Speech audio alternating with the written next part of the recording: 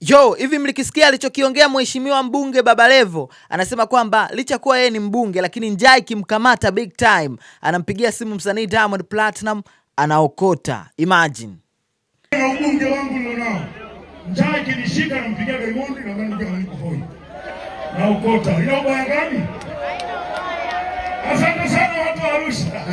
Yes, bana, huyo ni mheshimiwa mbunge Baba Levo, mbunge wa jimbo la Kigoma mjini au vipi, na alizungumza hayo wakati alipokuwa amepanda kwenye stage ya Reto Tour iliyofanyika Arusha, ambapo alikuwa ni miongoni pia mwa wasanii ambao walipata pia fursa ya kupanda kwenye jukwaa na kuperform na msanii Diamond Platinum. Sasa mimi nitaka niongelee kitu kimoja kizuri sana ambacho nimeona pia niwaambie ndugu zangu siku ya leo. Kitu ambacho nimegundua ni kwamba yani hii chemistry ya Baba Levo, mheshimiwa Baba Levo na msanii Diamond Platinum imekuwa ni chemistry fulani yani amazing sana. Ndio maana ukiangalia alipopanda tu kwenye jukwaa, walipoperform kwa pamoja, vibe lake hatari baba.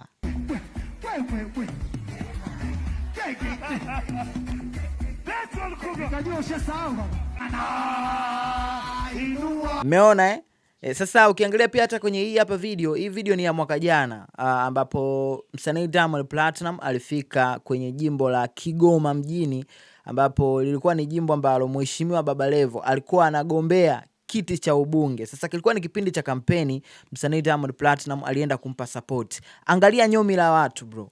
Angalia nyomi la watu, ni hatari sana. Yaani hata mashabiki si wenyewe pia tunapenda kuona hii chemistry ya mheshimiwa Baba Levo na msanii Diamond Platinum. Ndio maana uwaga mara kadhaa tunaonesha love ya kutosha, watu walijaa big time kuonesha ni namna gani Baba Levo na Diamond Platinum love is still in the air.